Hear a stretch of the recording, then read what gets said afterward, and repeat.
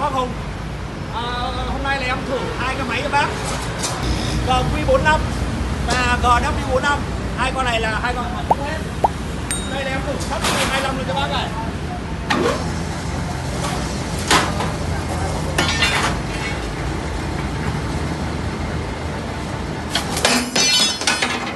Ok.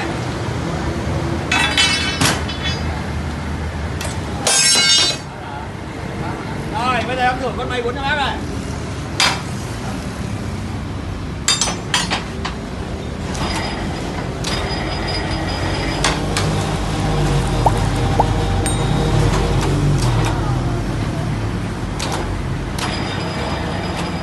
Cùng nhét luôn.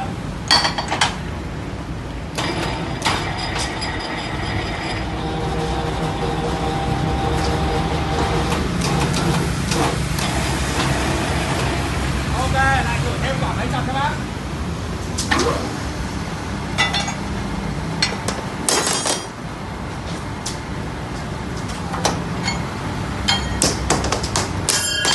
Rồi bác Hùng nhiệm vụ nhá. Cảm ơn bác đã theo dõi video. Chúc bác một ngày làm việc hiệu quả.